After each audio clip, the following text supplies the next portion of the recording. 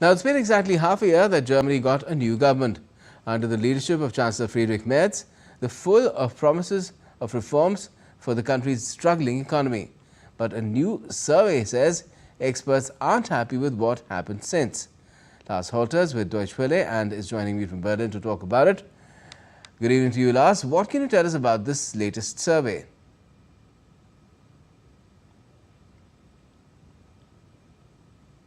Thanks for having me. Well, it's sad, but the survey gives Germany and the German economy pretty much bad marks all around. Mohammed El Arian is one of the top economists at Deutsche Bank, and he says that the risk that Germany is further losing ground to the US and China is very high.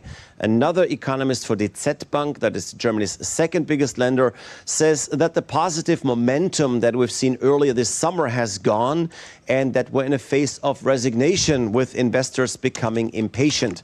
Now, for some context, when the analysts are saying that the mood was better in early summer, that was pretty much when US President Donald Trump started a trade war with much of the world and when he threatened to withhold funding from universities.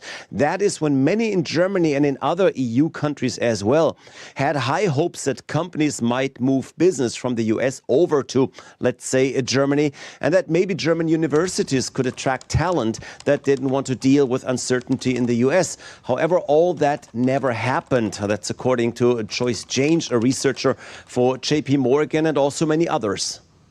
All right, Lars.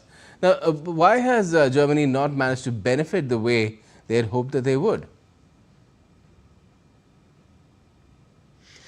Well, it's mostly because Germany has not really been that great a place to invest in recent years either. And the fact that the Merz government promised to improve a lot, but in the end didn't.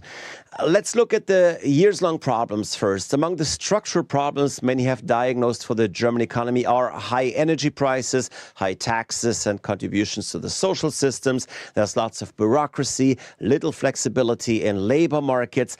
Lots of that was supposed to be subject to reforms by the new government, but it turned out there was more talk than action. And that forces many global investors to reconsider their strategy. A few months ago, Treasury Secretary Lars Klingbeil said that investors are queuing up for Germany. Now, investment experts at all the big banks are saying that they've become impatient and are looking towards the US again, where especially tech and AI-related fields are seeing tremendous growth. All right, Lars. Well, let's hope that results of the policies that have been put in place are born a little later on, if not in the immediate. Thanks a lot for joining us for the moment.